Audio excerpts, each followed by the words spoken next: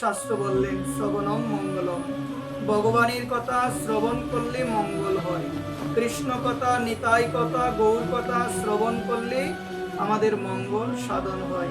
শাস্ত্র জানালেন আমাদের। এই জন্য আপনারা যারা এসেছেন, আমরা একটু চেষ্টা করব আমরা যেন অল্প সময় একটু ভগবানের কথা রস, অমৃতময় বাণী শ্রবণ করি, মন যেন আমাদের অন্যদিকে না যায়। এজন্য সবাই আমরা নিজ নিজ আসনে সচেষ্ট হয়ে আমরা একটু বসে থাকার চেষ্টা করি। জয় রামকৃষ্ণ। সুধীবৃন্দ, আজকে আমাদের এত ধরনের গ্রন্থ আলোচনা, এত শাস্ত্র আলোচনা, এগুলো কেন মা? এত শাস্ত্র আলোচনা, এত ভাগবত পাঠ কেন হচ্ছে? এগুলো সবকিছুর মূলে হলো আমরা যেন আমাদের এই চঞ্চল মনকে শ্রী গোবিন্দ চরণে আমরা যেন নিবেদন করতে পারি।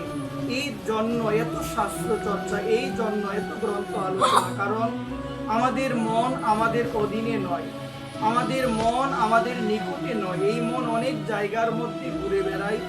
এই জন্য শাস্ত্র বললেন আমরা যেন এই চঞ্চল রূপী মনকে ভগবত চরণে, সাধু চরণে যেন আমরা নিয়োজিত করতে পারি। এই জন্য ভাগবতে দেখবেন, ভাগবত পড়লে, ভাগবত শ্রবণ করলে আমরা ভাগবতে পাই।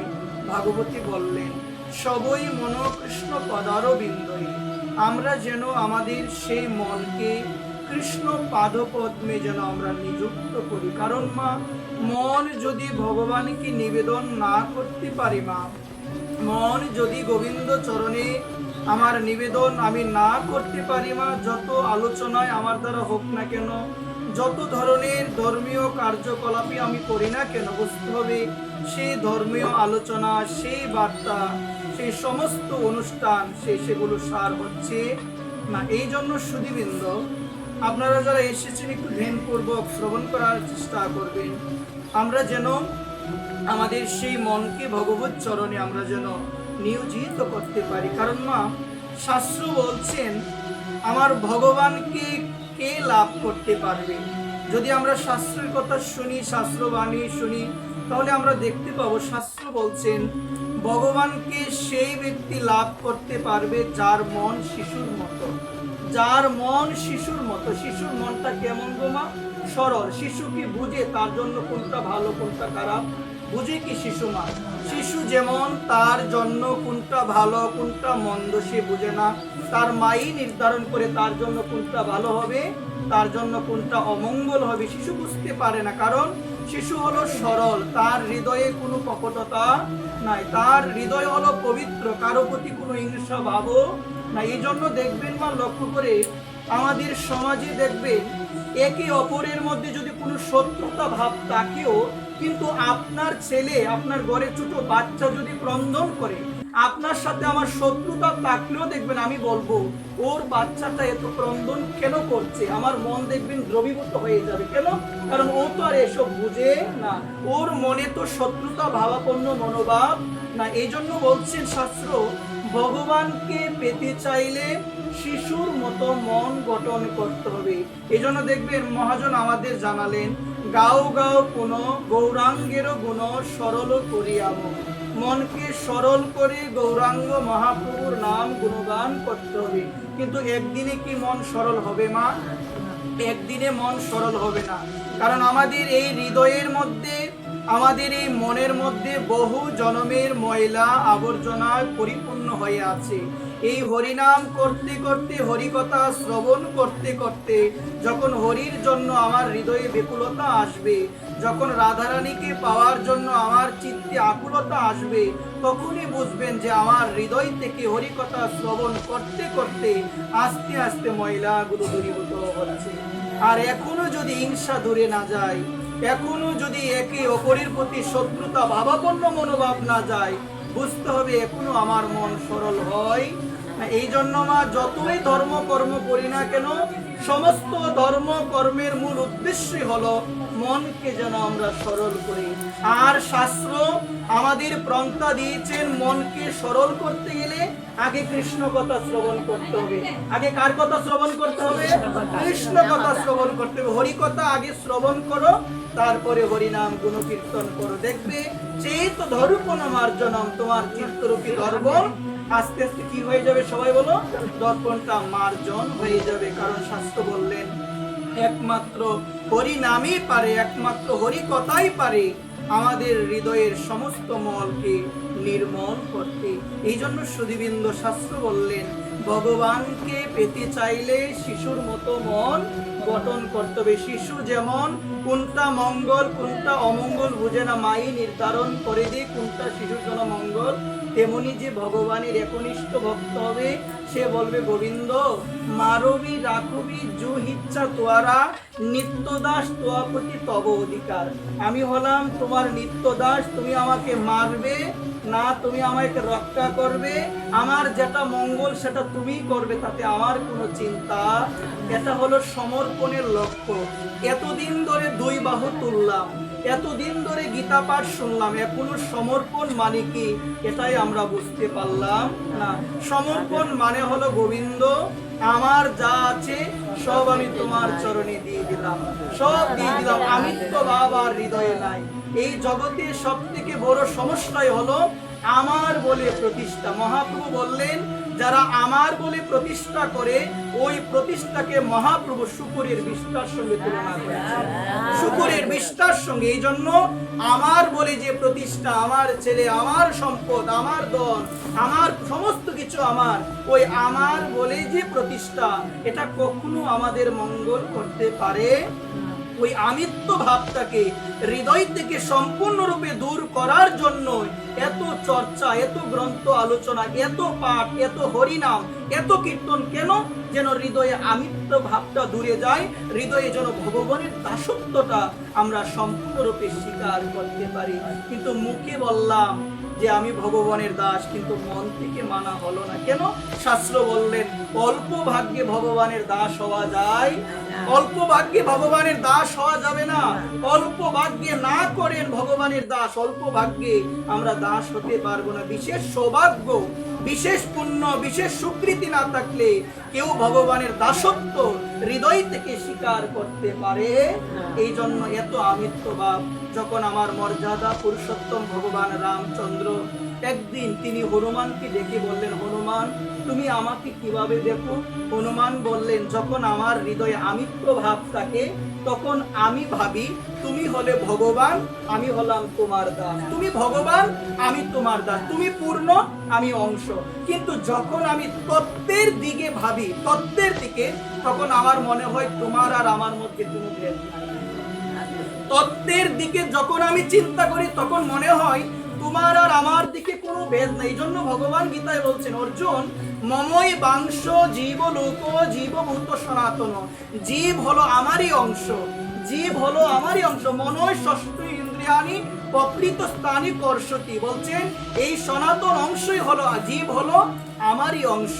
এই জন্য মা আজকে হনুমান জানালেন যে আমি যখন ভাবি তত্ত্বের দিকে, তোমার এবং আমার মধ্যে কোনো ভেদ না। এই জন্য সুধীবৃন্দ, আমাদের এই তত্ত্ব জ্ঞান যতদিন হৃদয়ে না আসবে মা, ততদিন আমরা ভগবানের দাসত্ব হৃদয় থেকে স্বীকার করতে পারবো না, সম্ভব নয় মা।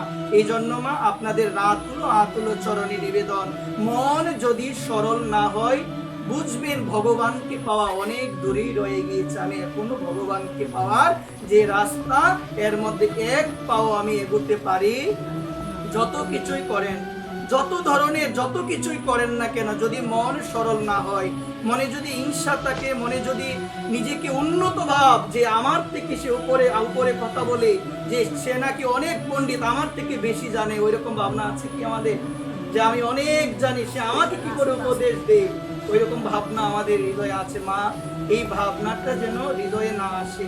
নিজেকে অযোগ্যতা বুদ্ধি, সবাইকে সম্মান, এটা মহাপ্রভুর শিক্ষা, এটা বৈষ্ণব ধর্মের শিক্ষা, যে আমার মতো অযোগ্য জগতে কেউ নাই। এখন আমি যদি বলি যে সে কি করে আমার ভুলটা ধরল, সে কি করে আমার উপরে কথা বলে, আমি এত গ্রন্থ করি, তাহলে নিজেকে অযোগ্যতা বুদ্ধি কেমন হলো গো? হলো কি নিজেকে তো মনে হলো যোগ্য বুদ্ধি, আমার মতো যোগ্য আর জগতে কেউ। এই জন্য যারা আমরা বৈষ্ণব হওয়ার পথে আছি, যারা আমরা বৈষ্ণবীয় আচার অনুষ্ঠান করি, আমার মনে হয় কি তাদের চৈতন্য চরিতামৃত অধ্যয়ন করা উচিত, তাদের বিভিন্ন গ্রন্থের কথা অধ্যয়ন করা উচিত, বিভিন্ন গ্রন্থ সাধুমুখী হরিকথা শ্রবণ করা উচিত। না হলে পতনের সম্ভাবনা থাকবে, না হলে হৃদয়ে অহংকার পাতি বাসা বাঁধবে। এই জন্য বলছেন এই জন্য একজন সাধুমুখে শুনেছিলাম, আমাদের মনে হবে যে আমি অনেক কিছু জানি, যখন আমি আমার থেকে উচ্চতর কোনো ভক্তির সঙ্গ করব, তখন আমার মনে হবে তার থেকে কত আমি নগণ্য, সে কত জানে, তার তুলনায় আমি কিছুই নয়। এখন ভোগ রাগ ভালো রন্ধন করতে পারে, হয়তো বা মনে হতে পারে আমার রন্ধন অনেক ভালো। যখন উচ্চতর ভক্তির সঙ্গ করব, বিভিন্ন ধামে যাব, তখন মনে হবে তারা তো আমার থেকে অনেক এগিয়ে, আমি তাদের তুলনায় কিছুই নয়। আর যখন এলাকায় বসে থাকবো, মনে হবে আমি অনেক কিছু জানি। যখন এই স্থানটা একটু পরিবর্তন করে বিভিন্ন জায়গায় যাওয়া আসা করব, তখন মনে হবে আমার থেকে আরো অনেক জ্ঞানী জগতে আছে। অহংকার করার কিছু নাই। এই জন্য কখনো যেন অহংকার না করি। এই জন্য আমাদের নরোত্তম দাস ঠাকুর বলছেন, একাকী আমার নাহি পাই বল হরিনাম সংকীর্তনে। একা একা আমার সেই বল হবে না, একা থাকলে আমার ভজন হবে না, একা থাকলে আমার সাধন হবে না। মায়া আক্রমণ করবে, কামনা আক্রমণ করবে, কলি আক্রমণ করবে, অহংকার আক্রমণ করবে। এই জন্য বলছেন সঙ্গের আশ্রয়ে থাকতে হয়। একাকী আমার নাহি পাই বল হরিনাম সংকীর্তনে, তুমি কৃপা করি শ্রদ্ধা বিন্দু দিয়া দেহ কৃষ্ণ নাম ধনে। এ বৈষ্ণব ঠাকুর, আমার সেই সামর্থ্য নাই, আমার সেই ভক্তি নাই, আমার সেই যোগ্যতা নাই। তুমি কৃপা করে আমার হৃদয়ে শ্রী শ্রদ্ধা বিন্দু দান করো, যে শ্রদ্ধার মাধ্যমে, যে ভক্তির মাধ্যমে আমি গোবিন্দ চরণ আমি লাভ করতে পারবো। এজন্য বলছেন বৈষ্ণবের আবেদনে কৃষ্ণ দয়াময়, অন্য কারো আবেদনে কৃষ্ণ দয়াময়। কার আবেদনে কৃষ্ণ দয়াময়? এই জন্য বৈষ্ণব চরণে যে শরণ নেই, তার মতো বুদ্ধিমান জগতে আর কেউ। এই জন্য যে ভগবানকে ভালোবাসে, আমার করণীয় হলো সেই ভক্তকে ভালোবাসা। কারণ ভগবান শাস্ত্র বাণীতে শোনালেন যে আমার ভক্তকে ভালোবাসে, আমি আমার ভক্ত থেকে সেই ভক্তকে অনেক ভালোবাসি। এই জন্য শাস্ত্র বাণীতে ভগবান বললেন। সুধীবৃন্দ, আপনাদের আতুল চরণে আমি অদম নিবেদন করে বলবো, আমরা যদি সেই ভগবানকে লাভ করতে চাই, বৈষ্ণব চরণে আমাদের যথাযথভাবে আশ্রয় নিতে হবে। আশ্রয় লয়া ভজে কৃষ্ণ, তারে কৃষ্ণ নাহি তেজে, আর সব মরে অকারণ। শাস্ত্র বারংবার বললেন, মহাজন বারংবার বললেন, হয়তোবা শুনি এক কর্ণের ভিতর দিয়ে যায়, আরেক কর্ণের ভিতর দিয়ে চলে যায়। তুমি যে সাধন করো, ভজন করো, তুমি কার কাছ থেকে এগুলো শিখো? গ্রন্থ পড়ে কি হওয়া যায়? সবকিছু শেখা যায় কি মা? তাহলে তো মেডিকেলের বই কিনে ঘরে পড়লে আমি ডাক্তার হয়ে যেতাম কিনা সবাই বলেন? এই জন্য বলছেন আগে শিখতে হবে। কোথা থেকে শিখবেন? একজন সাধু, একজন বৈষ্ণব, আপনার গুরুদেব থাকলে তার কাছ থেকে আপনাকে শিখতে হবে। কারণ গীতায় বললেন, তদ্বিদ্যি প্রণিপাতেন পরিপ্রশ্নেন সেবয়া উপদেশকন্তিত জ্ঞানীন তত্ত্বদর্শিন। গীতায় বললেন 4th অধ্যায়ে 34 নং শ্লোকে আমার ভগবান বললেন, সেই তত্ত্বদ্রষ্টা গুরুদেব, সেই সদ্গুরুদেবের চরণে আগে আত্মসমর্পণ করো, প্রণিপাত, আত্মসমর্পণ করো, অকৃত্রিম সেবার দ্বারা গুরুকে প্রসন্ন করো। তারপরে তোমার প্রশ্ন তুমি শ্রী গুরুদেবের কাছে করো। তোমার গুরুদেব তোমাকে সেই তত্ত্ব দান করবে, যে তত্ত্ব লাভ করে তোমার এই মনুষ্য জীবন সার্থক হবে। এই জন্য সুধীবৃন্দ, আপনাদের আতুল চরণে আমি অদম নিবেদন করে বলবো, বর্তমান সময়টা এমন হয়ে গেল, কিছু জেনে কিছু বুঝে আমাদের মধ্যে অহংকার চলে আসে, কিছু জ্ঞান করে, কিছু জ্ঞান লাভ করে, কিছু ভক্তি হৃদয়ে আসলে অহংকার চলে আসে। কিন্তু আমার পরম পূজ্যপাদ বিনোদ বিহারী বাবাজি মহারাজ তার একটা বাণীতে বললেন, ঘরে যখন নববধূ আসে, নববধূ আসার পরে ওই ঘরে যদি পরপুরুষ আসে, ওই পরপুরুষ আসলে কি নববধূ তার সামনে যায় না আসার পরে লুকিয়ে যায়? আওয়াজ দিয়ে বলে, লুকিয়ে যায় কিনা? লুকিয়ে যায়। নববধূ আপনি বিয়ে করে এনেছেন, পরপুরুষ ঘরে আসলে যেমন ওই নববধূ আর সামনে থাকে না, লুকিয়ে যায়, তেমনি শাস্ত্র বললেন আমাদের হৃদয়ে ভক্তি হলো নববধূর মতো। ওই হৃদয়ে যখন অহংকার আসে, ভক্তিজীবী নববধূর মতো পালিয়ে যায়। বাবা জগৎকে জানালেন ভক্তি হলো নববধূর মতো, আর অহংকার হলো পর পুরুষের মতো। অহংকার আসলে ভক্তি যেমন চলে যায়, তেমনি কি হয় গো মা? তেমনি নববধূর সামনে পর পুরুষ আসলে ওই নববধূ লুকিয়ে যায়। ওই জন্য বলছেন, হৃদয়ে যদি ভজন নিয়ে, হৃদয়ে যদি কোনো ধরনের কোনো জ্ঞান নিয়ে যদি হৃদয়ে বিন্দু পরিমাণ অহংকার এসে যায় মা, আমাদের এই হৃদয় থেকে ভক্তি দেবী অন্তর যায়। এই জন্য বলছেন, কোন হৃদয়ে ভক্তি দেবীর বাস? যে হৃদয়ে দীনতা রয়েছে, যে হৃদয়ে দৈন্যতা রয়েছে। দৈন্যতা কেমন? দৈন্যতা যার হৃদয়ে এসেছে সে ব্যক্তি সবাইকে সম্মান করবে, কারো কাছ থেকে সম্মানের আশা করবে, কারো কাছ থেকে সম্মানের আশা করবে না। এই জন্য আমরা ভাগবতে দেখতে পাই, ভাগবত মহাপুরাণে পঞ্চম স্কন্ধে বলছেন, ভগবানকে যে লাভ করবে তার মধ্যে 3টা গুণ অন্তত পক্ষে থাকতে হবে। কয়টা গুণ সবাই বলুন? 3টা গুণ থাকতে হবে। এর মধ্যে প্রথম গুণ হলো সর্বজীবে দয়া থাকতে হবে। কি থাকতে হবে সবাই বলুন? সর্বজীবে দয়া। সর্বজীবে দয়া মানে হলো শুধু মানুষের প্রতি দয়া নয়, আমি মানুষের প্রতি দয়া করলাম আর অন্য একটা প্রাণীকে বধ করে আমি নিজের উদর তৃপ্তি করলাম, এটাকে দয়া বলে? ওই রকম হলে ভগবান কি কখনো পাওয়া যাবে না। এই জন্য মা আমরা হয়তোবা শাস্ত্রের এই বাণীগুলো শুনি, কিন্তু এই বাণীগুলো আমরা ধারণ করতে চাই না। এই জন্য বলছেন শাস্ত্রের যে বাণীগুলো এগুলো আমাদের ধারণ করা প্রয়োজন। নিজের মন মতো ধর্ম করলে হবে কি মা? নিজের মন মতো হবে না। এই জন্য দেখুন মা, শ্রীমদ্ ভগবদ গীতার 16 অধ্যায়ে ভগবান বললেন, তস্মাৎ শাস্ত্রম প্রমাণম কার্য অকার্য ব্যবস্থিত। হে অর্জুন, শাস্ত্রই হলো প্রমাণ কোনটা করব কোনটা করব না, কি করা উচিত কি করা উচিত না। আবার ভগবান বললেন, যে শাস্ত্রবিধি পরিত্যাগ করে নিজের খেয়াল খুশি মতো ধর্ম আচরণ করে, ন সুখং ন পরমং গতিম, তার সুখ লাভ হবে না, তার পরম গতিও লাভ হবে না। নিজের খেয়াল খুশি মতো, শাস্ত্র বলল এক কথা, শাস্ত্রের এই কথাটা ধারণ না করে নিজের মন মতে চলি। গুরুদেব বলছে গুরুদেবের সব কথা মেনে পারবো না, বলে না অনেক সময়, মেনে পারবো না, শাস্ত্রের সব কথা মেনে কি আর আমরা পারবো? বলে তো এমন কথা অনেক সময়। তো এই জায়গায় বললেন যে শাস্ত্রকে পরিত্যাগ করে দে, নিজের খেয়াল খুশি মতো শাস্ত্র না জেনে সাধু বাক্য পরিত্যাগ করে নিজের মন মতো ধর্ম আচরণ করে। ভগবান গীতায় বললেন, নশ সিদ্ধিমা পত্নী ন সুখং ন পরমাম গতি, তার সুখ লাভ হবে না, সিদ্ধিও লাভ হবে না, পরম গতিও লাভ হবে না। বলো না? এই জন্য সকলের আতুলো চরণে নিবেদন করে বলবো আমরা, আমাদের এটি বিশেষভাবে জানা প্রয়োজন, সর্বজীবে দয়া থাকতে হবে, এটি ভক্তের লক্ষণ। আর এখন আমি দয়াটা কি বুঝি? দয়া মানে হলো কোনো মানুষকে হিংসা করা যাবে না, দয়া। আর অন্য একটা প্রাণীকে বধ করে নিজের উদর তৃপ্তি করব, ইন্দ্রিয় তৃপ্তির রসনায় সেটাকে আমি আস্বাদন করব, গ্রহণ করব, এটাকে দয়া বলে?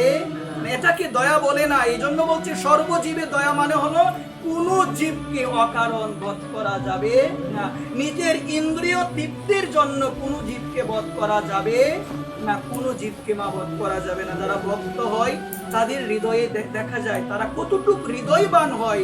তারা সর্বজীবের প্রতি মহাপ্রভুর যে বাণী, জীবের সম্মান দিবে, জানি কৃষ্ণ অধিষ্ঠান, শুধু মানুষ নয়, পশু পাখি কীট পতঙ্গ জীব জন্তু থেকে শুরু করে সবাইকে সম্মান দিতে হবে। কেন? সকলের হৃদয়ে আছে কে? ভগবান। ভাগবতী এই জন্য বলবেন, সকলের হৃদয়ে ভগবান আছে, এই জন্য সকল জীবকে সম্মান করতে হবে। স্থাবর দেখে জঙ্গম দেখে না দেখে তার মূর্তি, সর্বদা ইষ্টদেব হয় তার স্ফূর্তি।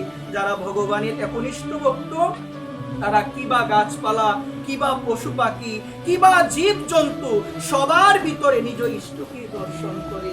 এজন্য উদ্ধব যখন বলেছিলেন তোমাকে ভগবান পাবে, কোন ভক্তি হৃদয়ে আসলে তোমাকে পাবে, তখন ভগবান বললেন, যে ভক্ত সর্বজীবের মধ্যে আমাকে দেখতে পায়, শুধু মন্দিরে নয়, যে ভক্ত সর্বজীবের মধ্যে আমাকেই দর্শন করে, এ উদ্ধব সেই ভক্তির মাধ্যমে আমাকে লাভ করা। আর এখন আমাদের এমন দশা, মন্দিরে গিয়ে ঘন্টা নাড়িয়ে ভগবানের সেবা দিই, একটু করে এসে একজনের নিন্দা সমালোচনা শুরু হয়ে যায়। আর আমরা হলাম বৈষ্ণব, দাবি করি আমি বৈষ্ণব, কিন্তু মা একটি অহংকার আমাদের আসে। আহার শুদ্ধি আমরা বলি না একটা কথা? বেদে বলছেন আহার শুদ্ধি করতে হবে, শাস্ত্র বলছেন আহার শুদ্ধি করতে হবে, ভজনের একটি ধাপ। আমার মনে হয় এটি সকলের জানা প্রয়োজন। মা আহার শুদ্ধি বলতে আমরা কি বুঝি?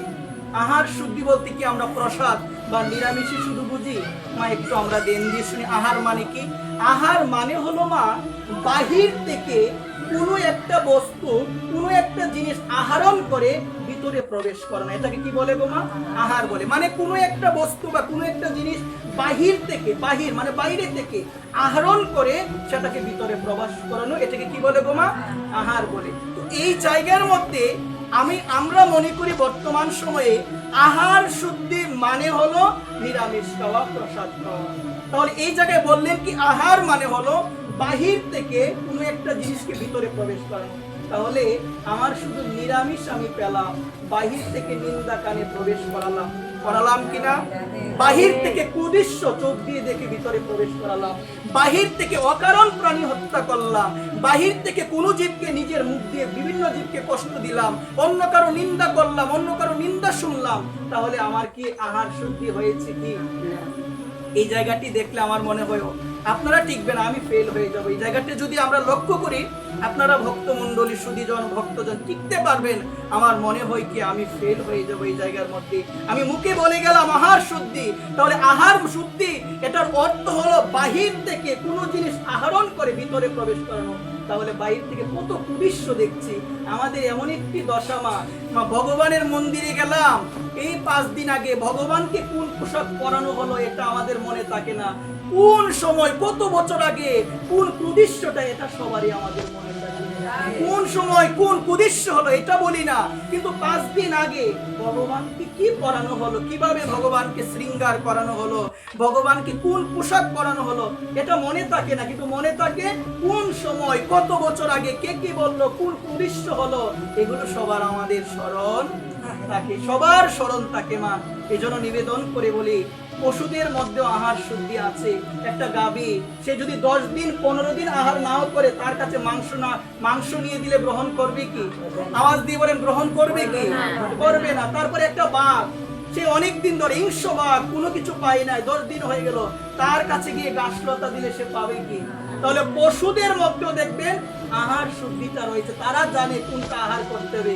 কিন্তু আমার জানা হলো না। আমি অহংকার করি, একটু প্রসাদ করি, আমি বৈষ্ণব। যে বৈষ্ণব হবে সে এই কথা কখনোই বলবে না আমি বৈষ্ণব, কখনোই বলবে না। সে বলবে যদি রাধারানী কৃপা করে, যদি আমার গৌর সুন্দর কৃপা করে, আমার নিতাই চাঁদ কৃপা করে, তাহলে কোনো না কোনো একদিন আমার এই অভিলাষ যেন ভক্ত চরণে সর্বদা থাকে। কখনো বলবে না যে আমি বৈষ্ণব। এটাও এক প্রকার অভিমান, আমি বৈষ্ণব, এটাও এক প্রকার অভিমান। মা অনেক জায়গায় বিশেষত আমি ফেল হয়ে যাই, কারণ আমার শাস্ত্র বলে একভাবে, আমি চলি একভাবে। আমার নিতাই আসলো, নিতাই কেন আসলো এই যুগের মধ্যে মা, এটি তো আমাদের জানা প্রয়োজন। এই জন্য সুধীবৃন্দ, আগে আমি এই বিষয়টি শেষ করি। সর্বজীবে দয়া কি বললেন গো মা? ভাগবতের 5ম স্কন্ধে বললেন ভগবানকে পেতে গেলে অন্তত পক্ষে কয়টা গুণ দরকার? 3টা গুণ। প্রথমে কি সবাই বলো? সর্বজীবে দয়া। তারপরে হলো যথা লাভেতে সন্তোষ, যা পাও তাতে সন্তোষ। এখন তো শুধু অভিযোগ শুধু ভগবানকে, ভগবান ও কি এতটা দিলে, আমাকে দিলে না। সংসারী বলে প্রভু দাও, আর ভক্ত বলে প্রভু নাও, ভক্ত বলে প্রভু নাও। সংসারী কি বলে গো? সংসারী বারংবার বলে কি বলে গো মা?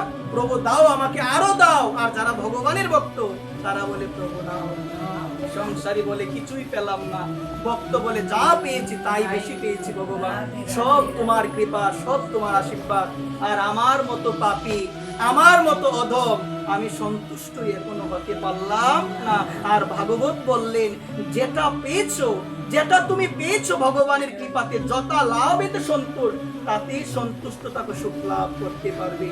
ভগবান তুমি আমার ভাগ্যে যতটুকু রেখেছো আমি ততটুকু পেয়েছি ভগবান, আমার আর কিছু চাওয়া নাই। ন ধনম ন জনম ন সুন্দরী। আজকে এমন একটি দশা মা, তুলসী পত্র ভগবানের চরণে দেই, আর ভগবানের কাছে বলি ভগবান ধন দাও, জন দাও, ভগবান টাকা দাও, অর্থ দাও, ঘর নাই ভগবান অর্থ দাও।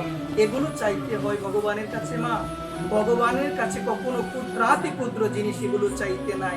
যারা জ্ঞানীজন তারা ভগবানের চরণে তুলসী পত্র দিয়ে বলে মা হে গোবিন্দ, আমি যেন আমার অন্তিম সময়ও যেন তোমার নামকে আমি গোবিন্দ না বলে যাই, আমি যেন অন্তিম সময় প্রাণ ভরে বলতে পারি হানিতাই আর রাধে, আমি যেন অন্তিম সময় বলতে পারি। আজকে এমন হলো ভগবানের চরণে পুষ্প দিয়ে জাগতিক কামনা বাসনা করে এটা দাও এটা দাও, এত পাঠ, এত আলোচনা, এখনো বুঝলামই না জীবনের একমাত্র পরম ধন হলো নিতাই ধন, গৌর ধন। এই জন্য গৌর ধন যে লাভ করতে পারে নাই, কলিযুগে জন্ম নেওয়াই তার বৃথা হয়ে গেল মা। এই জন্য বলছেন যার যে রূপে মন মজেছে গো, সে ভোজক তারে রে তারে, আমার তো ভালো লেগেছে রে মন, আমার সচির দুলাল গোরা। এমনও সুন্দর গোরা যে না বুঝিল তার জনম অবহেলায় চলে গেল। এমনও সুন্দর গোরা পেয়ে যে একবার বলল না, হা গৌর তুমি বিনে আমার কেউ নাই। জীবনে মরণে শয়নে স্বপনে অহর নিশি সর্বদা যে বলে, গৌর চিন্ত গৌর ভজ গৌর করসার, গৌর বিনে এই ভবকলিতে অন্য কোন গতি আর নাই, অন্য কোনো গতি নাই। এই জন্য আমাদের যত ইন্দ্রিয়, এই জন্য আমাদের যে যত ইন্দ্রিয় রয়েছে, ষড়রিপু রয়েছে, এগুলোকে যে ভগবানের জন্য নিবেদন করতে পেরেছে, সেই তো ভবনদী পাড়ি দিতে পারবে। অন্যথায় ভবনদীর ঘাটে গিয়ে দাঁড়ালে সেই ভবমাঝি প্রশ্ন করবে, 16 আনা আছে তো তোমার? 16 আনা যদি না থাকে আমি ভবনদী পার করি না, আমার 16 আনা নাই, কিছু কম আছে। বলছেন আমি বললাম পুরনো মাঝি, 16 আনাই লাগবে, 16 আনা না থাকলে আমি তাকে ভবনদী পার করি না। 16 আনা না থাকলে হবে না, যে 8 আনা কোনো লাভ হবে না, প্রয়োজন 16 আনা। সেই 16 আনা কি 10 ইন্দ্রিয় 6 রিপু, যে এগুলোকে সংযত করতে পেরেছে, ভগবানের চরণে দিতে পেরেছে, তাকে তো আমার ভগবান ভবনদী পার। এক আনা কমতি হলেও, এক আনা যদিও কমতি থাকে, ভবনদীর কাছে গিয়ে দাঁড়াই থাকতে হবে, আমি অদম পাড়ি দিতে পারবো। এই জন্য সুধীবৃন্দ, আপনাদের আতুল চরণে আমি অদম নিবেদন করে বলি, ভগবানকে যারা আমরা পেতে চাই, 3টি গুণের মধ্যে প্রথম গুণ হলো সর্বজীবে দয়া, দ্বিতীয় হলো যথা লাভেতে সন্তোষ, তৃতীয় হলো ইন্দ্রিয়গুলোকে সংযম করে ভগবানের চরণে লাগাতে হবে। সংযম, সংযম মানে কি গো মা? এখন সংযম কথাটা বললে আমরা ভাবি নিরামিষ। কি ভাবি গো মা? সংযম মানে কি? নিজেকে নিয়ন্ত্রণ করা, রাগ থেকে নিজেকে নিয়ন্ত্রণ করা, কাম থেকে নিজেকে নিয়ন্ত্রণ করা, বাসনা থেকে নিজেকে নিয়ন্ত্রণ করা, সমস্ত ইন্দ্রিয় থেকে, ষড়রিপ থেকে যে নিজেকে নিয়ন্ত্রণ করতে পেরে, সেই হলো সংযম ব্যক্তি, সেই গোবিন্দের চরণ লাভ করতে পারবে। এই জন্য মা, আপনাদের রাতুল চরণে নিবেদন, আমরা যেন আমাদের ইন্দ্রিয়গুলোকে যেন আমরা সবাই কি করি গো মা? আমরা যেন নিয়ন্ত্রণ করি, জিহ্বাটাকে নিয়ন্ত্রণ করতে হবে। বলছেন কি, জিহ্বা আপন বসে তাকিতে হরিবল বলো ভাই। যখন তোমার জিহ্বা আর বসে থাকবে না, তুমি আর হরিবল বলতে পারবে। আপন বসে তাকিতে রে ভাই জিহ্বা, তুমি প্রাণ ভরে একবার বললে না হরিবল। যেদিন তোমার জিহ্বা আর তোমার বসে থাকবে না, সেদিন তুমি চাইলেও হরি বলার বলতে পারবে না, চাইলেও আর বলতে পারবে না। এখন শক্তি আছে, সামর্থ্য আছে, ভগবানের নাম করি না, কিন্তু এমন একটা সময় আসবে, এমন একটা সময় আসবে যেদিন শক্তি সামর্থ্য সমস্ত কিছু হৃদয় থেকে শরীর থেকে চলে যাবে। সেদিন হয়তো বা আফসোস করে একটাই কথা বলবো, গোবিন্দ তুমি বিনা আমার আপনার কেউ নাই। সেদিন এই কথাটা আমরা বলবো। হয়তো বা এখন শরীরে অনেক শক্তি, সারা দিন দিয়ে দিলাম সংসারের পিছনে, একটু সময়, অল্প সময় ভগবানকে দেওয়ার সময় হয় না। আমার মতো হতভাগ্য এই জগতে কেউ আছে কি মা? এই জগতে কেউ নাই। ওই জন্য বলছেন, মানব কুলে জন্ম নিয়ে যে একবার আমার ভগবানের নাম ভালোভাবে স্মরণ করে নাই, তার মতো আত্মহত্যাকারী জগতে আর কেউ নাই। আত্মহত্যাকারী জগতে কেউ নাই। এখন আমরা বলবো, আত্মহত্যাকারীকে যে গলার মধ্যে ফাঁস দিয়ে মারা গেল, যে বিষ পান করে মারা গেল, শাস্ত্র বলছেন যে গলার মধ্যে ফাঁস দিয়ে মারা যায়, সে আত্মহত্যাকারী নয়, সে হলো আত্মহননকারী। সে কি হলো? সবাই বলো, আত্মহননকারী।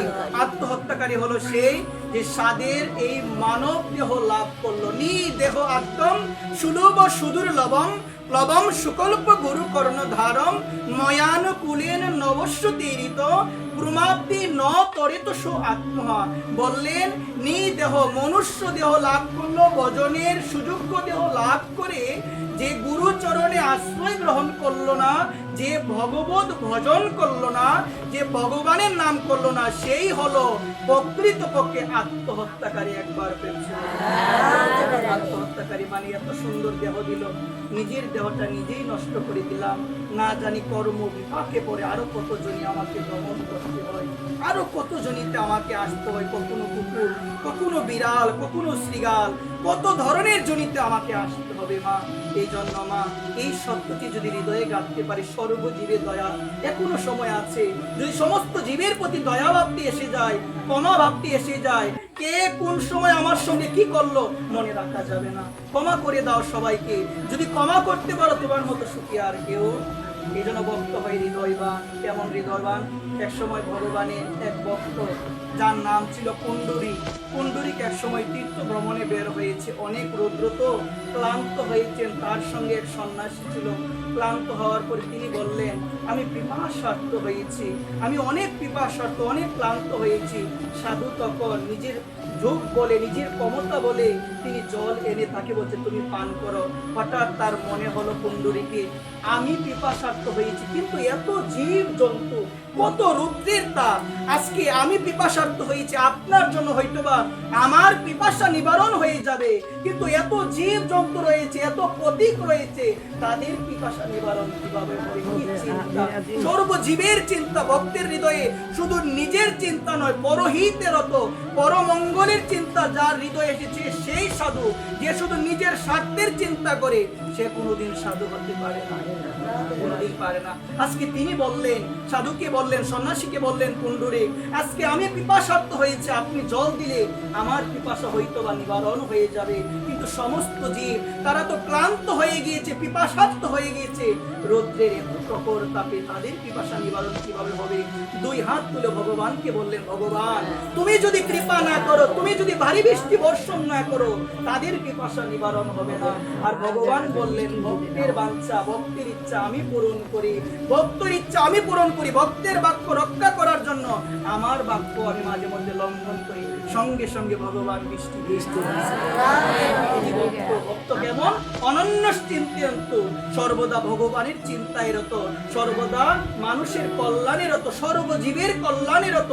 শুধু নিজের কল্যাণ নয় গো মা, সমস্ত জীবের কল্যাণের চিন্তা যার হৃদয়ে এসেছে। আর এখন তো বর্তমান সময়, হৃদয়ে এত আশ্চর্য মা, কি বলবো, অন্যের দুঃখ দেখলে আমাদের হাসি আসে, অন্যের সুখ দেখলে হৃদয় জ্বলে। তো আমাদের এমন দশা, আমি কি করে পাবো তাকে মা? অন্যের উন্নতি দেখলে সহ্য হয় না, অন্য একটা মানুষ বাড়িঘর বানাতে সহ্য হয় না, অন্য একটা মানুষ বিভিন্ন দিকে উন্নতি করতে সহ্য হয় না, হৃদয় জলে মরে যাচ্ছে এমন ভাবনা।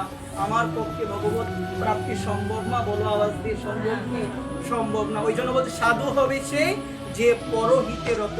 আপনার মঙ্গল দেখে আমার মধ্যে হাসি আসবে, আমার মায়ের মঙ্গল, আপনার সুখ দেখে হাসি আসবে। আপনার একটি কষ্ট আমার কাছে শেয়ার করলেন, বললেন, আর আমি যদি তখন হাসি দিই, আমি কি ভগবানকে পাবো মা? আমার মধ্যে সেই দুঃখটা আসতে হবে যে দুঃখ আপনার মধ্যে আছে। এখন তো অন্যের দুঃখ দেখলে আরে বাবা কি ভালো লাগে আমাদের, এমন ভাব থাকলে, ওই মাৎসর্য হৃদয়ে থাকলে, হৃদয়ে কোনোদিন কৃষ্ণ প্রেম আসবে। এই জন্য ভগবান গীতায় বলে, অর্জুন তোমাকে ভগবত গীতার জ্ঞান দিচ্ছি এই জন্য তুমি নির্মৎসর, তোমার মধ্যে কোনো মাৎসরতা নাই। এই জন্য তোমাকে ভগবত গীতার জ্ঞান দিচ্ছি, কারণ কারো মধ্যে যদি মাৎসর্য থাকে, তাকে কৃষ্ণ কথা যতই শোনানো হোক না কেন, সে এই কথা হৃদয়ে ধারণ করতে পারবে। সমাজে এমন অনেক মাকে দেখতে পায়, বাবাকে দেখতে পায়, অন্যকে সহ্যই করতে পারে না, জলে, হৃদয় জলে মরে যায়। তো ভগবানও গীতায় বললেন, যাদের হৃদয়ে অন্যের উন্নতি চলে, তাদের পরিবর্তন একমাত্র গুরুদেব ছাড়া, একমাত্র একনিষ্ঠ মহাত্মা ছাড়া সম্ভব নয়, কখনো সম্ভব নয়। এই জন্য এটি কখনো ভালো নয়। আমরা যেন আমাদের এই সমস্ত কিছু ত্যাগ করে পরহিতে পরমঙ্গলের চিন্তা করতে হবে। মা, একটি কথা মনে পড়েছে, বারংবার মাঝে মধ্যে বলার চেষ্টা করি।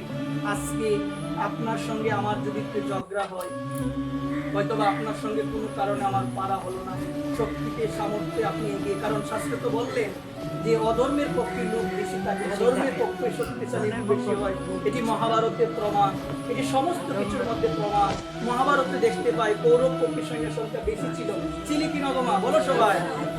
কৌরব পক্ষের মধ্যে সৈন্য সংখ্যা বেশি এবং পাণ্ডব পক্ষের মধ্যে সৈন্য সংখ্যা কম। বর্তমানে এমন হলো ভোগী পুরুষের সংখ্যা বেশি। যখন ধর্মের একটা কথা হবে সমাজের মধ্যে, দেখবে বিভিন্ন কথা তারা বলবে, বিভিন্ন পুরুষ, ওই রকম লোক অনেক আছে যে বলছেন অধর্মের সংখ্যা বেশি সমাজের মধ্যে। কিন্তু গীতার শেষ একটা বাণী সঞ্জয় বলেছিলেন, ৭৮ নম্বর শ্লোকে বলেছিলেন, কি বলেছিলেন? যত্র যোগেশ্বর কৃষ্ণ, যত্র পার্থ ধনুর্ধর, তত্র শ্রী বিজয়ে ভূতির দোবা নীতির মতির বলছি এটাই আমার মত যে একটা অধর্মের পক্ষ শক্তিশালী হতে পারে, অনেক টাকার দিকে, শক্তির দিকে, মানুষের দিকে শক্তিশালী হতে পারে, অন্যায় কার্য করতে পারে। সঞ্জয় বললেন যে পক্ষে ধর্ম থাকে, যে পক্ষের মধ্যে ভগবান থাকে, যত্র যুগেশ্বর কৃষ্ণ, যে পক্ষে থাকেন যুগেশ্বর কৃষ্ণ, যে পক্ষে থাকেন তার ভক্ত পার্থ ধনুর্ধর, এটাই হলো আমার মত। সেই পক্ষের মধ্যে বিজয়, সেই পক্ষের মধ্যে লক্ষ্মী, সেই পক্ষের মধ্যে শ্রী সুনিশ্চিত। একবার শ্রী মানে হলো সম্পদ, শ্রী মানে হলো জ্ঞান, শ্রী মানে হলো বৈরাগ্য।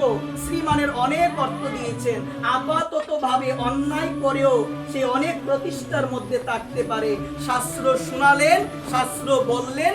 সুভদ্রা মহারানীও যখন ভগবানকে বললেন, অনেক কষ্ট পেয়ে বললেন, যারা বুঝি তোমার ভক্ত তাদের বুঝি এত কষ্ট। ভগবান বললেন আপাতত ভাবে যারা অধার্মিক তারা সুখে থাকে, কিন্তু তাদের জীবনের শেষ পরিণামটা বিনাশী হয়, সুখের হয়। এই জন্য বেশি বাড়াবাড়ি করলে পতন একদিন হবে। বেশি বাড়াবাড়ি করেছিল রাবণ, পতন হয়েছিল কিনা? বেশি বাড়াবাড়ি করেছিল হিরণ্যকশিপু, পতন হয়েছে কিনা? প্রমাণ দিয়েছেন আমি বুঝি না, কিন্তু একদিন আমার পতন হবে, একদিন আমার পতন হবে। বলো না রাধে রাধে, একদিন পতন হবে। এই জন্য আপনাদের রাতুলো আতুল চরণে আমি অধম নিবেদন করে বলবো, আমরা যেন কখনো কোনো শক্তি নিয়ে অহংকার না করি। নিজের প্রতিষ্ঠা ত্যাগ করে দাও, ভগবানকে ভালোবাসো, জীবন সার্থক হবে। এই জন্য মা, আজকে হয়তো বা কোটি টাকার মালিক তুমি হয়েছো, কিন্তু ধ্যান দিয়ে শুনে যাও, ভগবানের কাজ কি জানো? রাজাকে ভিখারি বানিয়ে পাঠাই বনে বনে ভিখারিকে রাজা করে বসাইছে। অনন্ত কোটি বিশ্ব ব্রহ্মাণ্ডের মালিক ভগবান, তার বেশি সময় লাগবে না। এখন তো পদ প্রতিষ্ঠা অনেক, চারদিকে সম্পদ, চারদিকে টাকা পয়সা, ব্যাংক ব্যালেন্স অনেক ভর্তি। হয়তো বা এখন আমি সেই কামনায় তৎপর হয়ে মানুষকে মানুষ বলে গণ্য করব না, কার সঙ্গে কি ব্যবহার করব সেটা গণ্য করব না। কিন্তু সময় একদিন আসবে যখন আমার পাশে তখন আর কেউ থাকবে, কেউ থাকবে না। আমার মতো অসহায় আর সেদিন কেউ হবে। প্রত্যেকটা কর্মের হিসাব সেদিন আমাকে দিতে হবে। যতই আমি বাঁচতে চেষ্টা করি, যমদূতের হাত থেকে আমাকে কেউ বাঁচাতে পারবে না। এই জন্য বলছেন কৃষ্ণ নাম বলো জীব, আওয়াজ নাই আর সব নিচে, পালাইবার পথ নাই জীব। সবাই বলো রাধে। এই জন্য একবার শাস্ত্র শোনালে কলিযুগের জীবের কোনো ভয় নাই, যমরাজ ধরতেই পারবে না যদি সর্বদা আমার নিতাইকে স্মরণ করে। বলছে জীবের ভয় নাই, ভয় নাই গো, এমনও ভব কলিতে আসিল আমার পরম দয়াল শ্রী নিতাই। যে নিতাইকে স্মরণ করে যমরাজ কখনো তাকে ধরতে পারবে। এই জন্য নিতাইকে স্মরণ করতে হবে। নিতাই যারে দেখে তারে কহে, দন্তে তৃণধরি দাঁতে ঘাস নিয়েছে কেউ নেই কি। এত রাগ ছিল। এই নিতাই কে গো মা? নিতাইকে বলছেন ব্রজেন্দ্র নন্দন দেই শচী সুত সেই আমার বলরাম হইল। এই বলরামই ছিল লক্ষণ। তার কত রাগ, লক্ষণের কত রাগ! এমন রাগ ছিল ভগবান পরশুরামের সঙ্গে যুদ্ধ বাঁধিয়ে দিয়েছিল, এমন রাগ ছিল লক্ষণের। আবার রাগ ছিল কার? বলরামের অনেক রাগ। যখন কুরুক্ষেত্রে যুদ্ধ হবে মা, দেন দিয়ে শুনি, তখন তিনি চিন্তা করেন ওই কুরুক্ষেত্রের যুদ্ধে তো আমি অংশগ্রহণ করব না, আমি দেখব না। তিনি তীর্থ ভ্রমণে বের হয়ে গিয়েছিলেন। একদা এক তীর্থের মধ্যে তিনি গিয়ে দেখলেন রুমর্ষণ মুনি, সুত গোস্বামীর পিতা, তিনি ভাগবত পাঠ করছেন। মা একটু দেন দিয়ে শুনি। তো ভাগবত পাঠে যিনি বসেন, ব্যাসাসনে যিনি বসেন, সেই মুহূর্তে যদি ভগবানও আসে, শাস্ত্র বললেন ব্যাসাসন থেকে ওঠা যাবে না। ব্যাসাসনে যিনি বসে যায়, সেই মুহূর্তে যদি আমার গুরুদেবও আসে, বসতে পারবো না। হয়তো বা আমার কাছে এসে বসাতে পারবো, আমি তাকে ভাগবতের মালাটা দিতে পারবো, কিন্তু আমি উঠে তাকে অভিবাদন জানাতে পারবো না। আজকে বলরাম, সাক্ষাৎ ভগবানই বলরাম আসলেন। আজকে রোমহর্ষণ মুনি সেই জায়গা থেকে প্রণাম জানালেন। তিনি চিন্তা করেন অনেক রাত তো আমি এসেছি ওই জায়গার মধ্যে। উনি আসন থেকে উঠে না, সঙ্গে সঙ্গে একটা গাছ নিয়ে গাছটাকে তার দিকে ছুড়ে দিলেন, তার মস্তক থেকে গলাটা ছিল। যিনি গাছ দিয়ে হত্যা করলো রোমহর্ষণ মুনিকে, আর সেই ব্যক্তি বলরাম আজকে নিতাই হয়ে আসলেন, গাছ দিয়ে কাউকে মারলেন না, গাছটা নিজের দাঁতের মধ্যে ধারণ করলেন। যারে দেখে তারে কহে দন্তে তৃণধরি আমারে কিনি আলো, একবার ভজ গৌর। সবাই বলে গৌরাঙ্গ। আজকে দেখুন এত রাগ ছিল, কিন্তু এই যুগে কোনো রাগ নাই। কি নাই সবাই বলো, কোনো রাগ নাই। পরম দয়াল নিতাই চাঁদ হয়ে তিনি আসলেন। বলরামের বাহন ছিল লাঙ্গল, লাঙ্গল দিয়ে তিনি সবাইকে বধ করতেন। কিন্তু এই যুগের মধ্যে ভগবান লাঙ্গলটা কোথায় রেখেছেন? লাঙ্গল দিয়ে কি করেন গো মা? লাঙ্গল দিয়ে আমার নিতাই চাঁদ কি চাষ করে? আমার হৃদয় রূপী জমি চাষ করে। যে জমিতে চাষ না হলে কৃষ্ণ নামের ফসল হবে না, যে জমির মধ্যে চাষ না হলে আমার হৃদয়ে কখনো ব্রজ প্রেম আসবে না। ওই জন্য বলছিলেন, গোপিকার যে প্রেম কহে ভাগবতে, একলা নিতাই হইতে পাইবে জগতে। গোপীদের যে প্রেমের কথা ভাগবত বলছে, ওই গোপী কে গো মা? ওই গোপী হলো ত্রেতা যুগের বিভিন্ন মুনি ঋষি। ত্রেতা যুগের মুনি ঋষিরা লক্ষ্য করে দেখলেন আমার ভগবান রামচন্দ্রের সঙ্গে মা সীতা সবসময় থাকে। তখন তারা বললেন, এত ভজন করি, এত সাধন করি, প্রভুর সঙ্গে তো থাকতে পারি না, লীলা করতে পারি না। প্রভু অন্তর যাবি, মনের কথা কেউ জানুক বা না জানুক, জানে কে? আওয়াজ না, জানে কে? ভগবান জানে। আজকে মনে মনে আমার মাকে যদি একটা খারাপ কথা বলি, মনে মনে বললাম, হয়তো বা আমি শুনবো না, শুনবে কে? আমার গুরুদেব শুনবে, ভগবান শুনবে। হয়তো বা আমি শুনতে পারবো না, কিন্তু আমার ভগবান ঠিকই শুনতে পারবে। এই জন্য আমার ভগবান যখন বামন রূপে এই ধরণীতে এসেছিলেন, আমার ভগবানের রূপে মোহিত হয়ে বলি মহারাজের কন্যা রত্নাবলী মোহিত হয়ে তিনি বলেছিলেন, ওই রকম একটা ব্যক্তি যদি আমার সন্তান হতো। কিন্তু পরে যখন ওই ভগবান বামন রূপে এসে তার বাবার সর্বস্ব হরণ করে নিয়েছে, পাতালে প্রবেশ করে দিয়েছেন, আবার বলেন, ও যদি আমার সন্তান হতো, নিজের স্তনের মধ্যে কালকুট মিশিয়ে ওকে মৃত্যু দিয়ে। ভগবান প্রথমে বললেন তথাস্তু, দ্বিতীয়বারও বললেন তথাস্তু। এই যে বলি মহারাজের কন্যা, উনি হলেন দাপর যুগের মধ্যে পুতনা রাক্ষসী। ভগবানকে আসলেন মারার জন্য, কিন্তু ভগবান এত দয়ালু, এত করুণাময়, সে রাক্ষসীকে নিজের মাতৃগতি প্রদান করেছে। ভগবান বলছে, কেউ যদি আমাকে চাই মন থেকে, আমিও তাকে চাই, কিন্তু কেউ যদি অনিষ্ট চাই, তারও অনিষ্ট হবে মা। এই জন্য নিবেদন করে বলি, মনের কথা কেউ জানুক বা না জানুক, মানসিক পাপ হলো সব থেকে ভয়ঙ্কর পাপ। মনে মনে সঙ্গ করা, খারাপ সঙ্গ করা, খারাপ মানুষের চিন্তা করা, আমাদের শাস্ত্র বলছে অবৈধ সঙ্গ করা যাবে না। কিন্তু বর্তমানে অনেক ব্যক্তিরা রয়েছেন মনে মনে ঘরে বসে থেকে অন্য পুরুষের চিন্তা, অন্য নারীর চিন্তা কিন্তু মনে মনে করছে। এর থেকে বড় পাপ আর কিছু হতে পারে? এটি কিন্তু অনেক হয়, আমরা শুনি মাঝে মধ্যে, বাজারে গেলে, বিভিন্ন জায়গায় গেলে শুনি মা। শোনার পরে অনেক ব্যক্তি, বিবাহিত পুরুষ থেকে শুরু করে, কথা শুনে অবাক হই, হয়তো বা করা হলো না, কিন্তু হয়ে গেল মনে মনে পাপ। এটাই হলো বিশাল ভয়ঙ্কর পাপ। এই জন্য নিবেদন করি বলি, মনটাকে শুদ্ধ করা প্রয়োজন। এই জন্য আপনাদের আতুল চরণে আমি অদম নিবেদন করে বলছি, যখন ত্রেতা যুগের ঋষিরা বললেন যে মা সীতার কি এমন ভাগ্য, উনি থাকেন মায়ের সঙ্গে, আমাদের তো সেই ভাগ্য নাই, থাকতে পারি না। রামচন্দ্র ভগবান সব জানেন, আমার মর্যাদা পুরুষোত্তম, আশীর্বাদ দিয়ে বললেন, আমি যখন যাব দাপর যুগে, তোমরা হবে সমস্ত গোপী আর আমি হব কৃষ্ণ, তোমাদের সেই মনের আশা তখন আমি পূরণ করে দিও। মনের আশা, এটা হচ্ছে মনের আশা, ভগবান পূরণ করবে, ভগবান পূরণ করবে। এই জন্য মা নিবেদন করে বলেন, মন থেকে কেউ যখন ভগবানকে চাইবে, আর কিছু নয়, আর কিছু চাওয়া যাবে না, প্রভু আমি তোমাকে চাই, আমি যেন তোমাকে লাভ করতে পারি, এই কামনা যাদের হৃদয়ে এসেছে মা, একদিন না একদিন পাওয়া সম্ভব হবে ভগবানকে। ভগবান শাস্ত্র কথা দিয়েছেন। এজন্য আপনাদের আতুল চরণে আমি অদম নিবেদন করে বলবো, মা আমরা যারা আছি, এখনো যে সময় আছে, আমরা কর্মটাকে যেন ভালো করতে পারি। মত কর্ম কীট মত করো, মত ভক্ত সঙ্গ বর্জিত, গীতায় বললেন ভগবত কর্ম করো। কিন্তু কর্ম কি কখনো কাজ বলা যাবে না, এত কাজ। আমার একটা আফসোস লাগে, আমার মা সেবা করে তো অনেক, সেবা করা তো অনেক, মায়েরা বলে আমার ঘরের যে কাজ, ঠাকুর সেবার যে কাজ, বললে অপরাধ হয়ে যাবে, বললেই অপরাধ হয়ে যাবে। কখনো বলতে না যে আমার ঘরের যে কাজ, ঠাকুর সেবা, অন্য কাজকে আপনি বলেন, কিন্তু ঠাকুর সেবার কাজকে যে সাধারণ কর্ম বলে, তার তো অপরাধ হয়ে যাবে। এটা বিশাল ভাগ্য মা, এটা বিশাল ভাগ্য। এটি কখনো বলতে নাই। মত কর্ম কৃত মত করো, ভগবত কর্ম করো মা। ভগবত কর্ম করতে হবে, ভগবত প্রসন্নতা বিধানের জন্য কর্ম করতে হবে। অন্যথায় কর্ম যদি বন্ধন হয়ে যায়, তাহলে আমাকে বারংবার দুঃখ কষ্ট পেতে হবে।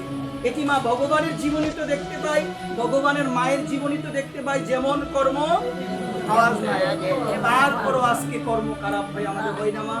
ওই দিন আমরা থামাতেই পারি না, আমরা শুনি বটে, নিজেকে কন্ট্রোল করতে শুনতে পারি না। যখন আমার ভগবান অনাদিরাদি গোবিন্দ মা দেন্দি শুনে আমার ভগবান যখন কংসকে বধ করেছিলেন, কংসকে বধ করার পরে মা দেবকী বাবা বসুদেবকে যখন কারাগার থেকে তিনি রক্ষা করবেন, মুক্ত করবেন, মুক্ত করার পূর্বে মা দেবকী বললেন, কৃষ্ণ মুক্ত করার পূর্বে তুমি আমার একটা প্রশ্নের উত্তর দাও, তুমি আমার একটা প্রশ্নের উত্তর দাও। বলছে, মা তোমার মনে যে প্রশ্ন আছে তুমি আমাকে করো। তখন মা দেবকী বললেন, তোমার মতো একটা সন্তান যাকে আমি জন্ম দিয়েছি, কিন্তু তুমি তোমার থেকে মা ডাক আমি শুনতে পেলাম না, তোমাকে একটু স্তনদুগ্ধ আমি পান করতে পারি না, আমার প্রশ্নের উত্তর দাও, কেন তোমাকে আমি স্তনদুগ্ধ পান করাতে পারি না, কেন তোমার মুখ থেকে আমি মা ডাক শুনতে পারলাম না। তখন আমার ভগবান বললেন, মা তুমি আবার আমার দিকে তাকাও তো। তাকালেন, তাকিয়ে দেখতে পেলেন কৃষ্ণ আর সেখানে নাই, সেখানে হলো প্রভু রাম। বলছে, মা কিছু মনে পড়েছে? বলছে, না কিছু মনে পড়ে না। বলছে, মা ত্রেতা যুগে আমি ছিলাম রাম, তুমি ছিলে কৈকেয়ী, মা 14টা বছরের জন্য তুমি বনবাসে পাঠিয়েছো।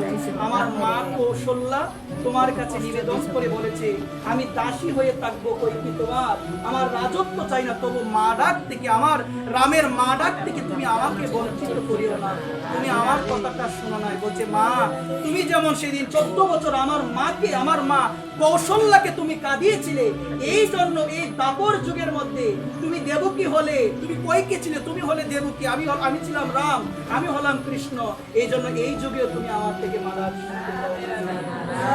যেমন কর্ম মা হবে তেমন ফল হবে। গীতায় ভগবান বললেন, সকর্ম ফল ভোগ তোমার, প্রত্যেকটা মানুষ তার আপন কর্মফল ভোগ করে। ভগবান গীতায় বলে, সকর্ম ফল ভোগ প্রমাণ। আজকে প্রারব্ধ জনিত কর্মফল ভোগ করি আর ভগবানকে দোষারোপ করি। কেন এত কষ্ট, কেন এত আঘাত? আরে ভগবান তোমাকে আঘাত দেই না, নিজের কর্মকৃত কারণের জন্য সুখ লাভ হয়, নিজের কর্মের জন্য দুঃখ লাভ হয়। বাবা বললেন বাণীতে, ভগবান সুখ দেই না, ভগবান দুঃখ দেই না, নিজের প্রারব্ধ কর্মই সুখ দেই, নিজের প্রারব্ধ কর্মই দুঃখ দেই। এই জন্য কখনো যেন ভগবানকে অভিযোগ, ভগবানকে দোষারোপ না করে, বলো না রাধে রাধে, কখনো যেন না করি। এই জন্য সুধীবৃন্দ, আপনাদের সকলের শ্রী আতুল চরণে আমি অধম, আমি নিবেদন করে বলবো, আমরা যেন সেইভাবে ভগবানকে ভালোবাসতে পারি। আমরা যেন যে সময় আছে শুনে যাই, একদিন কাজ হবে। যে অনেকে বলে কাজ হয় না, কাজ হয় না, আরে নিজেরটা আমি আগে দেখি। এখন তো বর্তমানে এমন সময় হলো, অল্প জানলে নিজেকে বড় পণ্ডিত মনে হয়, অল্প জানলে নিজেকে অনেক বড় জ্ঞানী মনে হয়, অল্প জানলে নিজেকে মনে হয় আমার মতো কেউ আর জানা নাই, কেউ আর জানে না, ওইরকম ভাবনা আসে। এটি উচিত নয়, এটি উচিত নয়। মানে জ্ঞান থাকা ভালো, জ্ঞানের অহংকার থাকা ভালো নয়। গুণ থাকা ভালো, গুণের অহংকার থাকা ভালো। আপনি অনেক জানেন, অনেক পারেন, কিন্তু আপনার মধ্যে যদি দীনতাই না থাকে, মা আমি কিছু জানি না, মুখে বললে হবে কি মা, মন থেকে মানতে হবে। মুখে এই জায়গায় বসে বড় বড় কথা বললাম আর বাইরে গিয়ে চিন্তা করলাম আমার মতো জ্ঞানী কেউ নাই, এমন বলার কোনো লাভ হবে? মুখ আর মনে করতে হবে। এই জন্য আমার নাম করতে গেলেও মুখ আর মনে করা প্রয়োজন। কিন্তু বর্তমানে এমন সময় হলো, মালাটা যখন হাতের মধ্যে নেই তখন অনেক মানুষ টিভি দেখে না মা, আওয়াজ দিয়ে বলে, টিভি দেখতে দেখতে মালা যোগ হয় কি মা? দুটা কাজ একসাথে হয়তো হয় না। তো বলছেন একটু ধ্যান দিয়ে শুনি, মালাটা হাতে নিলে ঘর থেকে বের হতে মন চায়। আমরা কত ভ্রমণে বের হই আর আমরা মালা জপ করি, হয় না এমন অনেক সময় মা? হয় মা। এটি মানে এত সহজে পরিবর্তন আমাদের সম্ভব নয়। যতই বলি ততই আমি রাস্তাঘাটে বের হলে এমন দৃশ্য দেখতে পাই। মা একটি জিনিস করা প্রয়োজন, কিছু মালা যদি নাও পারো, ঘরে বসে থাকলে অনেকে বলে বাবা ঘুম পাই, আমি বলি কি কিছু মালা অন্তত ঘরে চেষ্টা করো মা। আমি যদি না করি আমি কি আপনাকে উপদেশ দিতে পারবো না। আজকে আমি যদি না করি কিছু, আমি আপনাকে সে উপদেশ দিলে কোনো লাভ হবে না। উপদেশ আগে নিজে করতে হবে। অন্তত পক্ষে আমি যদি 8 মালা ঘরে করি এবং 8 মালা ধরেন আমি পারছি না, বাইরে করি, এটা আলাদা বিষয়, আমি বলতে পারবো। আর এখন কথা হলো, মালাটা হাতে নিলে বাইরে যেতে মন চায়, আমাদের কথা বলতে মন চায়। মালা হাতে নিয়ে বসলে 5 জন কথা বললে যার হাতে মালা সেই বেশি কথা বলে, বলে তো সেই বেশি কথা বলে, সেই বেশি কথা বলে। তো এই জায়গায় বললেন মা, এক কাজ দুই ভাবে হয় না মা, টিভি দেখতে দেখতে হয় না। আপনি পাঠে এসেছেন, এখানে মালা জপ করতে পারবে? হবে তো। আপনি শ্রবণ করবেন না, আপনি মালা জপ করবেন, হবে না। কিন্তু আপনি একজন যথার্থ বৈষ্ণবের উদাহরণ দিয়েন না, তাদের মন আর আমার মন এক নয়, তাদের মন আর আমার মন এক নয়। তারা সব করতে পারবে, তাদের মন গোবিন্দ চরণে নিযুক্ত, তারা পারবে, কিন্তু আমার মনটা তো আমি লাগাতেই পারি না। মালা নিলেই অন্যদিকে মন চলে যায়। মালা নিলেই আমার মনে হয় বিশ্বের যত আজারে চিন্তা সব আমার মাথায় চলে আসে, বিশ্বের যত কুচিন্তা সব আমার মাথায় চলে আসে। সন্ধ্যা করতে বসলে আমার মনে হয় পৃথিবীর যত অনিষ্ট চিন্তা, খারাপ চিন্তা সব আমার মাথায় চলে আসে। হবে না আমার? এই জন্য এক আসনে বসে যে মালা জপ করতে পারে অনেক ভালো। আসনে বসবেন, আসনকে শুদ্ধ করবেন। সেদিনও বলেছিলাম, আসনে বসে আসনকে শুদ্ধ করার পরে কারোর সঙ্গে যদি কথা বলি তাহলে আবার আসন শুদ্ধ করতে অন্যতার সেবা হবে না। এখন আমি আমার এক মাকে লক্ষ্য করলাম, ভগবানের চরণে পুষ্প দেই, আরেকজনের সঙ্গে বসে বসে কথা বলি। সেবা অপরাধ। বৈদিক শাস্ত্রে 32 প্রকার সেবা অপরাধ। যখন আসনকে শুদ্ধ করে আসন মন্তস্য মেরুপৃষ্ঠে ঋষি সুতলম চন্দ্রকুর্ম দেবতা আসন উপবেশন বিনিয়োগম, আসন শুদ্ধ করলাম, নিজেকে শুদ্ধ করলাম, আসনে বসে গেলাম, কারোর সঙ্গে আর কথা বলা যাবে না। যদি কোনো কারণে বলতে হয় আবার নিজেকে শুদ্ধ করতে হবে। কি করতে হবে? আমরা করি তো এইভাবে। আমি তো আগে বেশি শুনতাম, এখন মাঝে মধ্যে একটু পরিবর্তন হচ্ছে। এখন আমাদের এমন একটা হয়ে গেল স্বভাব যে আমরা সেবা দিতে যাই, সেখানে গিয়েও আমরা নানান ধরনের কথাবার্তা বলি। এক মা এসে ঘরে বসলো, বসে কথা বলছে, আরেকজন সেবাও দিচ্ছে। আওয়াজ নাই দি হয়তো এটি কখনো করতে না। এজন্য বলছে টিভি দেখতে দেখতে হরিনাম করতে পারেন, আপনি করেন, ভগবান নিজস্ব স্বতন্ত্র আপনাকে দিয়েছেন, করতে পারেন, কিন্তু জেনে যান মন এক, এটাকে দুই দিকে লাগানো যায় না। আপনি যখন টিভিতে কোনো একটা দৃশ্য দেখবেন আপনার মস্তিষ্কে সেই চিন্তা আসবে কিনা সবাই বলেন? তাহলে আপনি তো ভগবানের চিন্তন করতে পারবেন না, আপনি তো সেই গোবিন্দের চিন্তন করতে পারবেন না। এই জন্য আমরা চেষ্টা করব যে কোনো একটা কাজ করার জন্য মা আস্তে আস্তে নিজেকে যেন একটু সংশোধন করতে পারি, নিজেকে যেন একটু কন্ট্রোল করে আমরা রাখতে পারি। জয় রাধেশ্যাম, জয় নিতাই। আজকে ভাগবত পাঠ বিশ্রাম দিয়ে দিব। বিশ্রাম দেওয়ার পূর্বে সকল গৌর অনুরাগী ভক্তমণ্ডলের রাতুল চরণে আমি অধম নিবেদন করে বলি, জয় রাধেশ্যাম, জয় নিতাই। আজকে আমরা যারা এখানে এসেছি আপনাদের প্রত্যেকে রাতুল ও আতুল চরণে এই অধমের এই নিবেদন থাকবে, আমরা যত কিছু পালন করি না কেন একটু জেনে শুনে করার আমরা যেন একটু চেষ্টা করব। রাধেশ্যাম। আরেকটি বিষয় বলে এখানে বিশ্রাম দেওয়ার চেষ্টা করব। আমার অনেক মা ভুক লাগায় না, লাগাই তো, আওয়াজ নাই, লাগাই কিনা বলে? অনেকে বলে আমার লেট হয়ে যায়, 2টা বেজে যায়, 2:30 বেজে যায়। একটি শাস্ত্রীয় কথা মনে পড়েছে কি বলে আমরা এখানে বিশ্রাম দিয়ে দিব। রাধেশ্যাম। বলছেন শাস্ত্র বলছেন অজুহাত দিয়ে ধর্ম চলে না। না চলবে কি? অজুহাত দিয়ে ধর্ম চলবে না, চলবে না। এই জন্য এই কথাটি বলে এখানে বিশ্রাম দিব।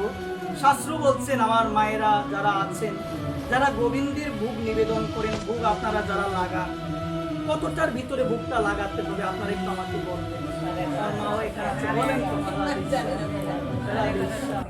মধ্যাহ্ন সময় তো সবাই জানেন না, এটি বলা আমার মনে হয় প্রয়োজন না। আর যদি বিভিন্ন কর্ম থাকে এটা আলাদা বিষয়, কিন্তু একটা শাস্ত্রের বিধান আছে না, শাস্ত্রের বিধান একটা আছে, এটা একটু জেনে যায় মা। আমরা এটি একটু আমরা জানার চেষ্টা করি মা, এটা একটু মন দিয়ে শুনেন মা। আমাদের শাস্ত্র বললেন যখন আমরা ভগবানকে মধ্যাহ্নে ভোগটা দিই, এটা কতটা সময়ের মধ্যে দিতে হবে? 11:30 থেকে 12:30 ভিতরে দেওয়া অতি উত্তম, অতি উত্তম। কেন উত্তম এটা শুনি আমরা একটু ধ্যান দিয়ে। আমার ভগবান অনাদিরাদি গোবিন্দ, সর্বকারণের কারণ আমার ভগবান প্রাণ গোবিন্দকে আমরা ভালোবেসে ভোগ নিবেদন করি, কিন্তু শাস্ত্র বললেন 11:30 থেকে 12:30 মধ্যে ভোগ দেওয়া এটা হলো অতি উত্তম। যদি আমরা এর বাইরে চলে যাই, অনেক সময় আমরা চলে যাই এর বাইরে, এটা বিভিন্ন কর্মে থাকতে পারি, এর বাইরে চলে গেলে কি হয়? একটা দৃষ্টান্ত রয়েছে, বাসকুলি নামক একজন দৈত্য আছে। দৈত্যর নাম কি? বাসকুলি নামক দৈত্য ভগবানের তপস্যা করেছেন। তপস্যা করার পর ভগবান দেখা দিয়েছেন, বলছে বর চাও।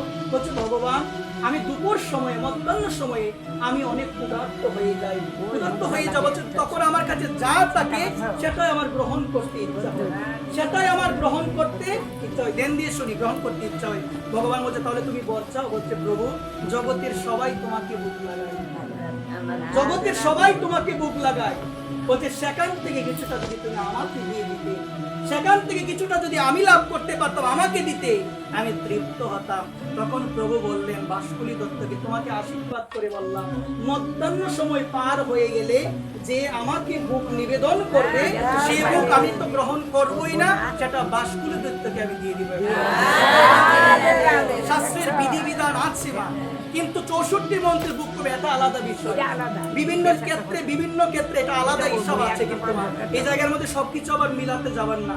কিন্তু এটি আমাদের জানা প্রয়োজন। আমরা গৃহস্থ ভক্ত রয়েছি, এগুলো আমাদের মানা আমাদের একান্ত প্রয়োজন। বললেন মধ্যাহ্ন সময় পার হয়ে গিয়েছে, নিজের খেয়াল খুশি মতো শুনো মা, ভগবানকে দিলেন ভোগ। তো এই যা শাস্ত্রের বাণী, কিন্তু এটা মা ভগবান বলছেন সেই ভোগ আমি গ্রহণ করি না, বাস খুলে দেখতে দিন। রাধে শ্যাম, দেন দিয়ে শুনি, ভালোবেসে ভগবানকে দিব। যারা গৃহস্থ ভক্ত রয়েছে, আবেগে ধর্ম হয় না। গোপাল এনে বসিয়ে দিলেন, গুরুদেব কাছে কিছু জানলেন না। প্রত্যেকটা মানুষের ঘরে গিয়ে দিয়ে ছোট ছোট গোপাল, রাধারানী নাই। এই সেবা দেই নাই আমাদের সরগোসাই, এই সেবা দেই নাই। তাদের ঘরে সরগোসাইও আছে। জয়রূপ সনাতন ভট্ট রঘুনাথ, শ্রীজীব গোপাল ভট্ট দাস রঘুনাথ। রঘুনাথ দাস গোস্বামী বললেন, যারা যুগল সেবা করে সেই সমস্ত ভক্তদের চরণ দোয়া জল আমি মাথার মধ্যে নিয়ে সেই জল আমি গ্রহণ করি। বলছেন যারা যুগল সেবা করে না, যারা শুধু গোপাল সেবা করে তাদের মুখের দিকে রঘুনাথ বললেন। এই জন্য এখন প্রত্যেকের ঘরে ছোট ছোট গোপাল বসিয়ে দেয়। কিভাবে সেবা করতে হবে, কিভাবে পূজা করতে হবে। আমাকে অনেকে বলে এই কথাটা তোমার অনেকে পছন্দ করে না। আমি বলি কি, শাস্ত্রের বাণীতে অলসতা করা যাবে? পছন্দ করুক না করুক, পিছনে নিন্দা করুক, সমালোচনা করুক, আমি বলবো অনেকের জীবনে লেগে যায়। সেদিন একজন আমাকে বললো, আমি নাকি পাটে একজনকে পিছা দিয়েছি। এখানে বসলে, আপনি যদি এখানে বসেন, আপনি কিছু কথা বলবেন, দেখেন আমার জীবনের সাথে মিলবে কিনা। মিলে। আমি সেদিন একজনের পাঠ শুনছিলাম, পাঠ শুনে মনে হলো উনি আমাকেই কথাগুলো বলছেন। তাহলে উনি কি আমাকে চিনেন? উনি তো ভারতের, উনি তো আমাকে চিনেন না। তাহলে আমি তো এলাকার, আপনি বলবেন আপনাকে আমি চিনি, আপনাকে লক্ষ্য করে বলছি। রাধেশ্যাম, লক্ষ্য করে বলা হয় না, মাঝে মধ্যে বলা হয় ভুল হলে কিছু, কিন্তু সবসময় বলা হয় না। এই জন্য সুধীবৃন্দ, আমরা শাস্ত্র জেনে নিজের খেয়াল খুশি মতো যেন ধর্ম না করি। ভগবান গীতায় ষোড়শ অধ্যায়ে বললেন, ইয়ম শাস্ত্র বিধি মুসৃজ্য বর্ততে কাম কারত। ভগবান বললেন, যে শাস্ত্র বিধি পরিত্যাগ করে নিজের মন মতো ধর্ম করে, সে ব্যক্তি ইহকালের সুখ লাভ করে না, সে ব্যক্তি পরকালের সুখ লাভ করে না, তার সিদ্ধি লাভ হবে না, তার কল্যাণ হবে না, তার মঙ্গল হবে না। এটা কিসের বাণী? গীতার বাণী।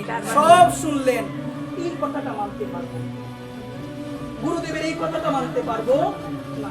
বলে তো অনেক সময় পাঠ এখানে বিশ্রাম দিব না, অনেক কথা বলে ফেলছে। পাঠের মধ্যে অসংখ্য ভুল ত্রুটি হয়তো হয়েছে। এটি পুরুষোত্তম মাস, আমরা যতদিন আছে একটু আমরা পালন করার চেষ্টা করব।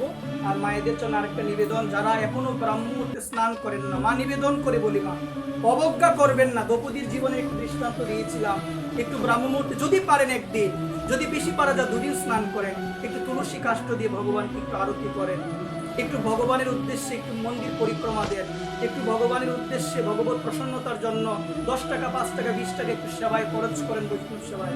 এর অনেক মহিমা। 3 বছর পর পর আসে এই মাসটাকে, যেন কেউ আমরা হাতছাড়া না করি না। 3 বছর পর পর আসে। আমরা মহিমা না জেনে, শাস্ত্র না করে, হয়তোবা কিছু মোবাইলে শুনে পাই, হয়তোবা কিছু জানি, ভালোভাবে না জানার জন্য, মহিমা না জানার জন্য পুরুষোত্তম মাসের মহিমাগুলো আমরা জানি। আফসোসের বিষয় হলো, মহাপ্রভুর কাছের মানুষ হয়ে মহাপ্রভুকে আমরা চিনি না। পাশ্চাত্য দেশের মানুষ চিনি। আমরা মহাপ্রভুর মন্দিরের পাশে হয়ে আমরা ঘুমাই, আর আমার ওই পাশের মায়েরা পরিক্রমা দিয়ে আসে। মিলে গেল কিনা বলেন? পরিক্রমা তো দিব না আমি, কিন্তু আমি বলবো, আরে বাবা, হরিনামটা যে জুড়ে জুড়ে হয়, হরিনামটা যে জুড়ে জুড়ে হয়, মন্দিরের পাশে আমি ঘুমাই, করতে পারি না, এটা আমার ব্যর্থতা। কিন্তু এই দিকের মায়েরা করে, এটার মধ্যে যদি আমি আলোচনা করি, আমার তো অধপতন নিশ্চিত। হয়তো এখন প্রতিষ্ঠা আছে, বাড়তে বাড়তে বাড়তে, শিশুপাল যেমন ভগবান বলেছিল তোমার 100টা অপরাধ ক্ষমা করবো, ভগবান গুনছিলেন কয়টা অপরাধ হয়, 100টা হয়ে গেল, সুদর্শন চক্র দ্বারা মুন্ডন চেক করে দিল। সীমা সবাইকে দিয়েছেন, করে যান। ভগবান আটকাবে না, কেউ আটকাবে না, কিন্তু একদিন সময় আসবে, স্টপ হয়ে যেমন একদম থেমে যাবে, আর কোনো কিছু করার থাকবে। এই জন্য সমস্ত কিছু ছেড়ে দিয়ে প্রাণ ভরে যেন বলতে পারে, হানিতাই তুমি বিনি আমার, হানিতাই তুমি বিনি আমার, নিতাই গৌর হরি।